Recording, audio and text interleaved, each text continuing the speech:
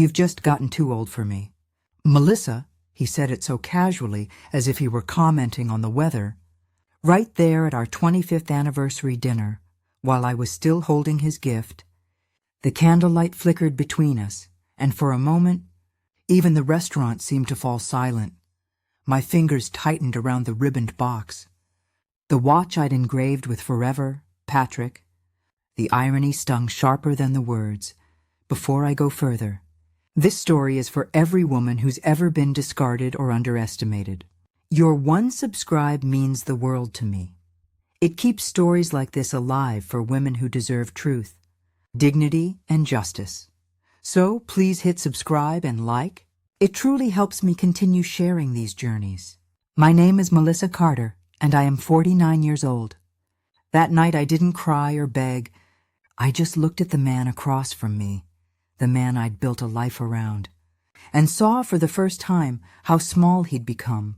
He thought I'd fade quietly, that I'd hand him my silence as a parting gift.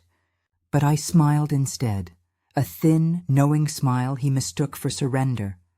He had no idea that within 3 months, the woman he'd called too old would dismantle his little empire piece by piece.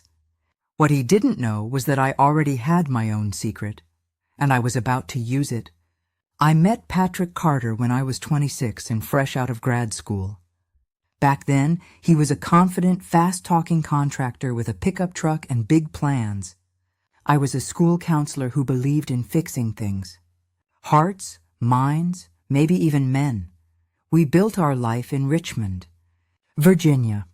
One modest house, one son, and 22 years that felt like a lifetime of shared struggle. Patrick ran the construction business, but I handled the books. I kept the payroll clean, balanced invoices, even learned QuickBooks when he refused to hire help. When the recession hit and he went bankrupt, it was my inheritance. $38,000 from my late father's insurance. That saved him? I told myself it was love. Maybe it was. He promised to repay me when things got better. They did. But the more money he made, the less I saw of him.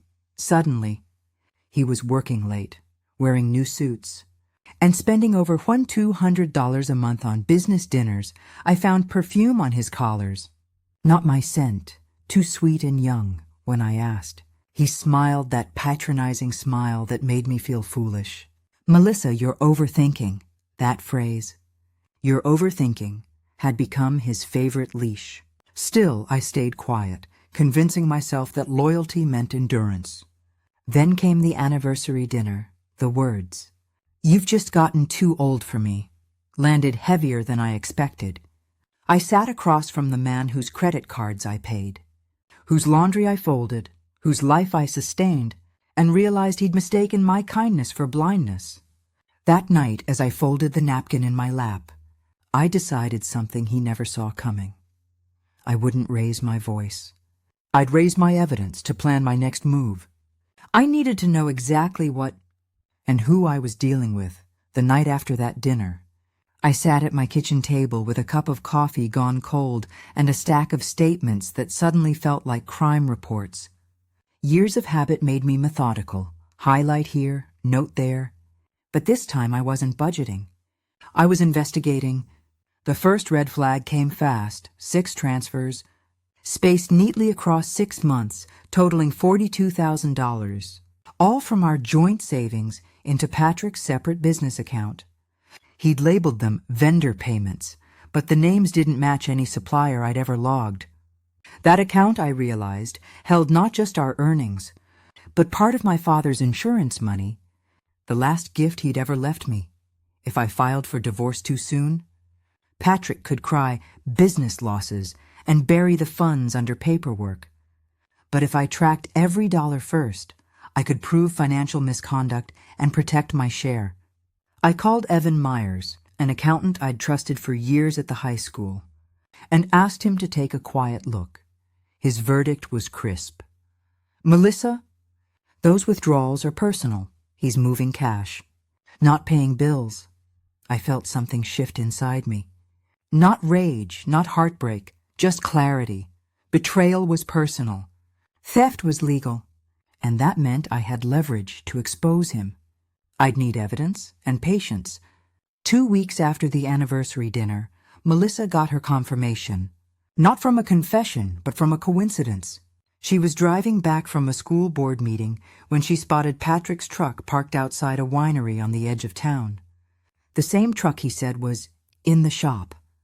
She almost drove past. Almost, but curiosity, or maybe closure, made her slow down. Through the restaurant's front window, she saw him, laughing.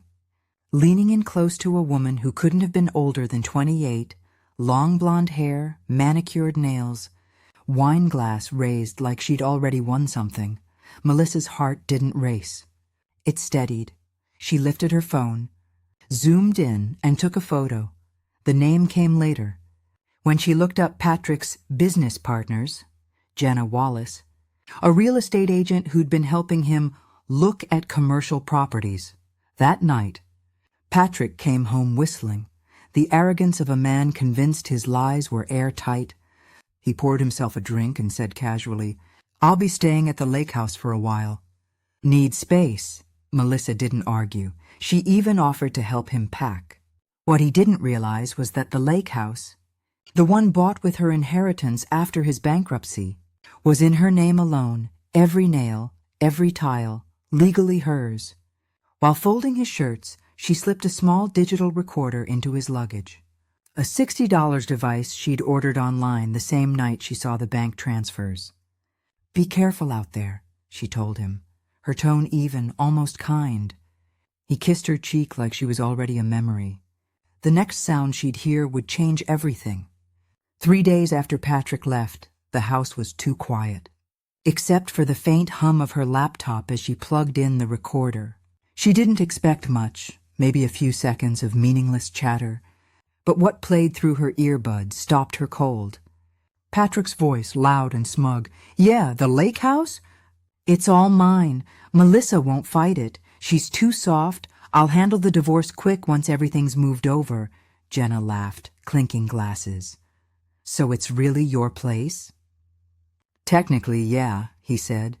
"She just doesn't know how paperwork works." Melissa paused the recording. That single clip, his words, his tone, was worth more than any lawyer's argument. Arrogance, recorded and time-stamped. But instead of confronting him, she called Carla Denson. Her late father's old attorney, Carla listened without interrupting, then said in her sharp courtroom quiet tone, "Melissa, the deed to that lake house is still in your name, sole ownership, let him brag.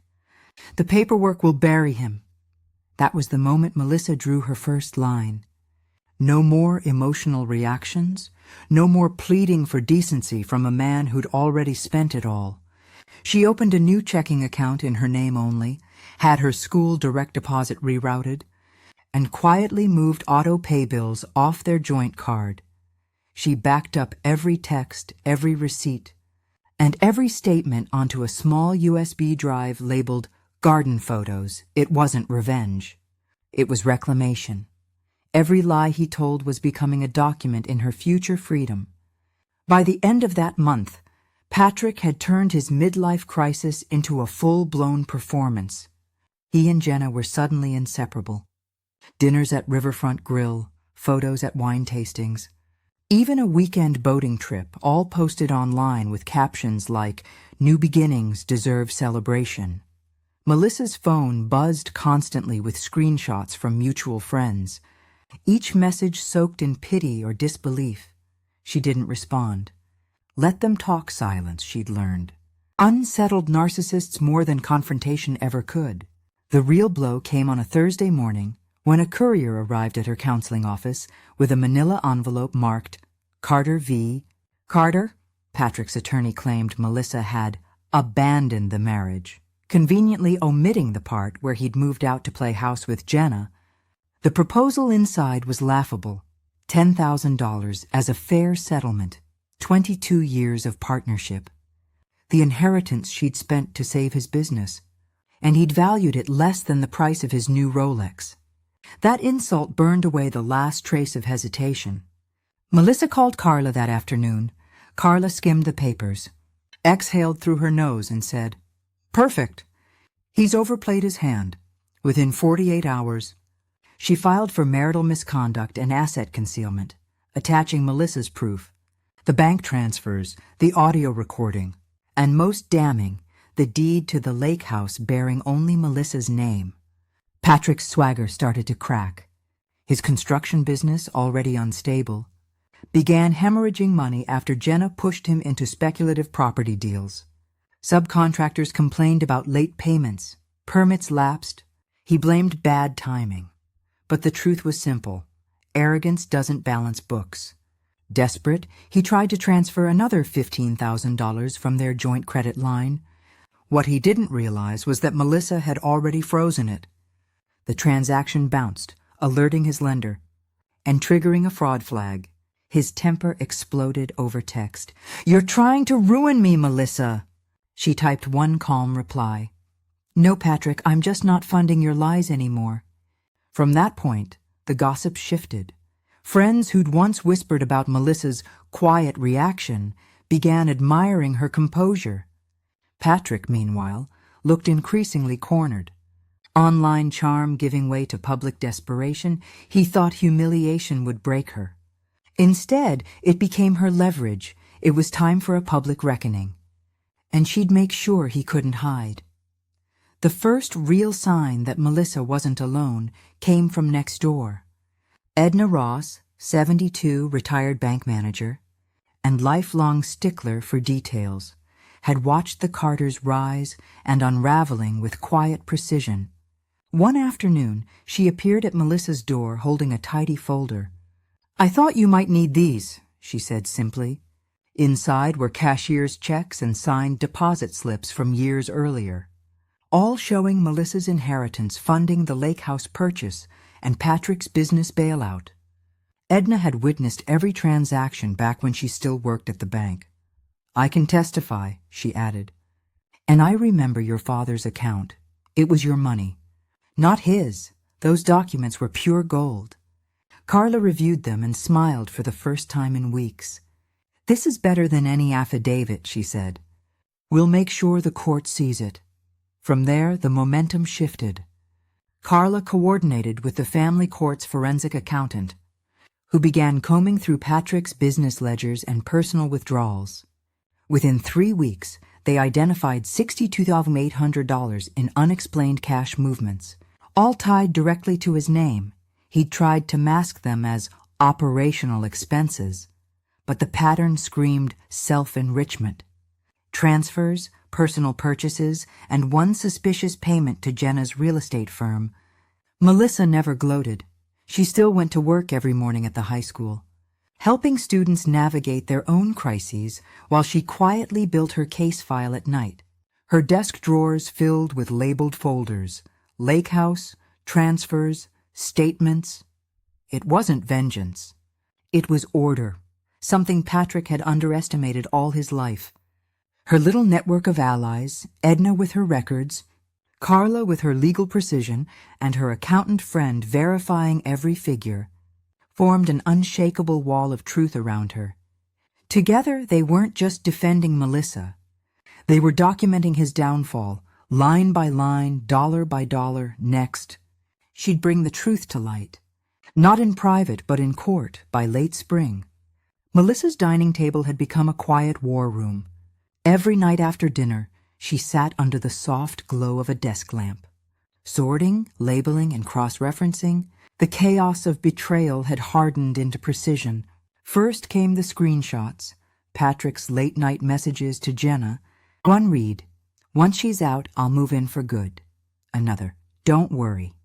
The lake place is mine anyway." The timestamps lined up perfectly with his business trips. Next were the bank statements, each highlighting the $62,800 in miscellaneous withdrawals. Her accountant friend had traced every cent, restaurant tabs, jewelry receipts, and even a down payment on Jenna's new SUV. Then came the audio file. Patrick's recorded brag about owning the lake house, his voice clear and self-assured, was damning. She placed a labeled USB beside the printout of the transcript. She slipped in the original deed next, her name alone printed in black and white. Carla had underlined the ownership clause in blue ink and attached a legal note verifying its validity. Finally, Melissa added the signed cashier's checks and deposit slips Edna had provided, proving the inheritance funds each bore Edna's initials. A quiet testament to years of truth ignored until now, when everything was assembled. Melissa placed the stack into a sturdy blue binder embossed with gold letters. Truth signed. She pressed the cover closed. Her fingers steady for the first time in months, she didn't see an artifact of pain. She saw evidence. The kind that didn't need yelling to be heard. When the court date arrived, she wore her calm like armor. The courtroom smelled faintly of old paper and polished wood, a place where truth carried weight. When Judge Reynolds called the case, Melissa stood tall beside Carla. Her blue binder resting neatly on the table, Patrick entered in a crisp gray suit. Trying for charm, Jenna hovered in the back row, pretending to check her phone. Though her trembling hands betrayed her, Carla began with precision, laying out the timeline of transfers. The deed and the recorded statement, each item landed like a stone in still water. Patrick's lawyer sputtered about verbal ownership agreements and informal arrangements. But the moment the judge read Melissa's name printed clearly on the title deed, his tone shifted. The court recognizes Mrs. Carter as the sole legal owner of the lake property, Judge Reynolds said, his voice firm. All joint accounts are to be frozen pending a financial audit. A hush followed. Patrick's jaw tightened, Jenna's face drained of color. For the first time in months, Melissa felt her heartbeat slow, not from fear, but from release. It wasn't revenge she tasted. It was validation, proof that calm, methodical truth could outlast arrogance and deceit. When the gavel struck, she closed her binder gently, whispering a quiet thank you to herself for not breaking when it would have been easier to fall apart. But Patrick wasn't done embarrassing himself. Not yet. The final hearing drew more faces than either of them expected. The benches filled early, co-workers from Patrick's company, a few curious neighbors, and in the very back, Jenna in a cream coat. Her hair pulled back tight, Melissa sat still beside Carla, her hands folded neatly on her lap, that same blue binder resting like an emblem of quiet authority. Patrick's attorney began his performance with the usual theater.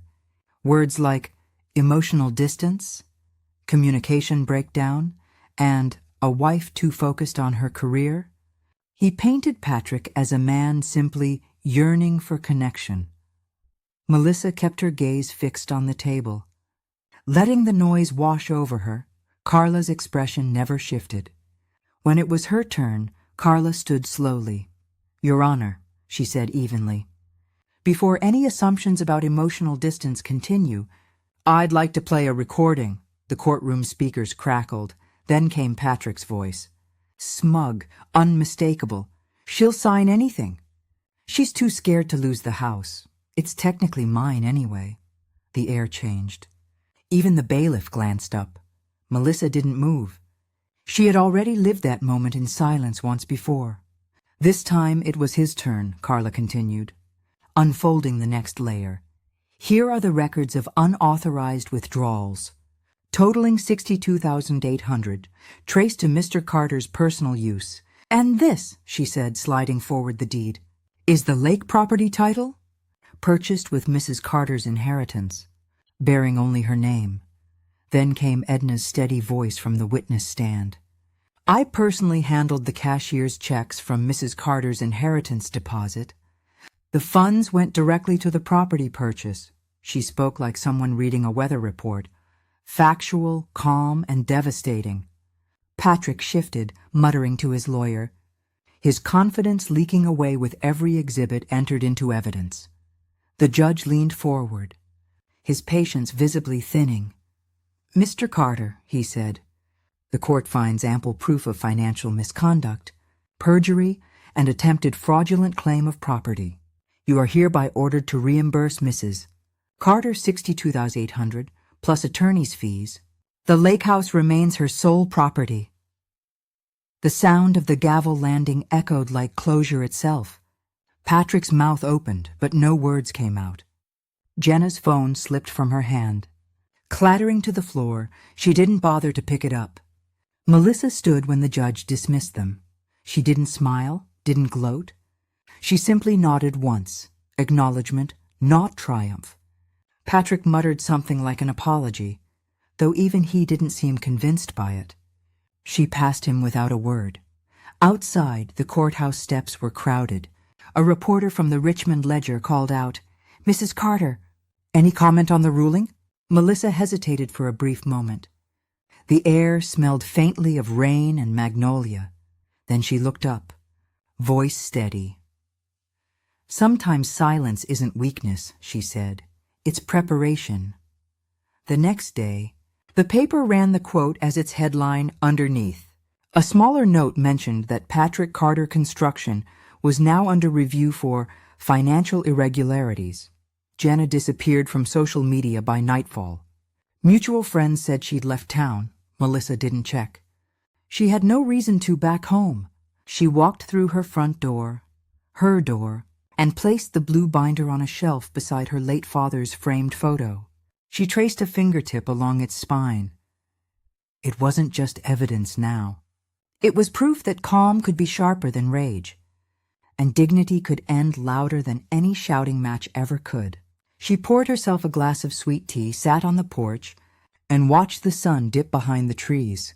There was no victory dance, no grand statement, just quiet peace, the kind that comes when justice finally matches truth. Patrick's car passed by once that evening. He slowed near the curb, maybe hoping for a glance. Melissa didn't look up. She had given enough years. Enough tears, enough explanations. He was no longer part of her story, only part of her lesson. And as the porch light flickered on, Melissa smiled softly, knowing the best revenge wasn't his loss. It was her freedom, but there was still one last twist. A small one, but deeply satisfying. 3 weeks after the ruling, Melissa's phone buzzed late one evening. Patrick's name lit the screen, the first message since court. "We could still talk things out," he wrote, feigning warmth. "Maybe we rushed things. I never wanted it to end like this." Old reflexes stirred. But she caught herself. He wasn't reaching out from remorse, only from habit, control disguised as sentiment. She opened her documents folder, selected a single file, and attached it to her reply. Reimbursement receipt paid in, full PDF, no words, no explanation. Minutes later, the message showed seen, then nothing. No reply, no follow-up, no late-night call pretending nostalgia. Just silence, the pure, final kind. Melissa closed her laptop, exhaled slowly, and smiled. Her piece finally had a signature. His, the lake house, once a battleground of deceit, became Melissa's sanctuary, with part of the settlement money. She hired a small local crew to help her repaint, replace old floors, and restore the dock. She chose soft sage walls, wide windows, and framed her late father's favorite quote above the fireplace. "Truth builds stronger foundations than love ever could." She spent mornings painting again, something she hadn't done in years. Her art therapy studio, once shuttered so she could manage Patrick's business, reopened on Main Street that summer. Within weeks, her first clients arrived. Women carrying quiet burdens of their own. She helped them translate pain into color, regret into movement, silence into art. One weekend, her son drove down from college. He walked through the renovated house, pausing by the porch where she used to wait for Patrick's car to pull in. "Mom," he said softly, "you look happier than I've ever seen you." Melissa smiled, setting her teacup down. "Because I stopped waiting to be chosen," she said. "I started choosing myself." She began attending a local women's finance group in Richmond, not to vent, but to teach. She shared her experience discreetly, how to document transactions, protect titles, and never sign papers out of guilt. Her story spread quietly among women who needed courage, not noise. No headlines. No revenge speeches, just steady rebuilding. Her calm became her language. Her proof became her shield. She didn't chase closure. She built it. Sometimes late at night, she'd walk down to the lake dock, the same one Patrick once called his future. The water reflected the porch lights. Still and forgiving, she'd breathe deeply, grateful that peace could be both earned and simple. She wasn't the woman he called too old. She was the woman who learned that age doesn't make you irrelevant. It makes you undeniable. But there was one more thing she wanted to say. Not to Patrick, but to us. When someone says you're too old, what they really mean is they can't handle your clarity. Melissa said those words during an interview for a local women's newsletter. The reporter had asked how she'd managed to stay composed through betrayal and trial alike. She smiled, almost amused by the question. I didn't need youth to win, she replied. I needed truth, she spoke softly, but with conviction, about how self-respect isn't rebuilt through revenge or rage, but through records, receipts, and readiness, proof over pleading, boundaries over begging. She explained how quiet strength can't be performed. It's cultivated. Her gratitude extended to the women who had stood by her. Edna, Carla, her finance group, each a reminder that sisterhood isn't about sympathy. It's about solidarity. Sometimes she'd drive past Patrick's old office building. The sign was gone now, replaced by another company's name. She didn't feel triumph, just distance. And a clean kind of peace. She knew life wouldn't always be easy. But she'd never again confuse patience with passivity. She'd learned the difference the hard way, because sometimes the calmest woman in the room is the one who already won. If this story moved you, if you've ever been dismissed, betrayed, or underestimated, know this. Your worth doesn't shrink with age. It deepens. Melissa's voice carried quiet conviction. The kind that comes from surviving and choosing dignity over bitterness. Every like, every subscribe keeps these stories alive. Stories that remind women everywhere that calm strength can change everything. She leaned forward slightly, almost as if speaking to one listener, not thousands. So please like, comment, and subscribe. It truly helps me continue sharing journeys like this one. And tell me in the comments, she added gently, have you ever had to teach someone your value the hard way? I read every word. Then came her closing line, not triumphant, but final. Justice doesn't shout, she said. It signs documents,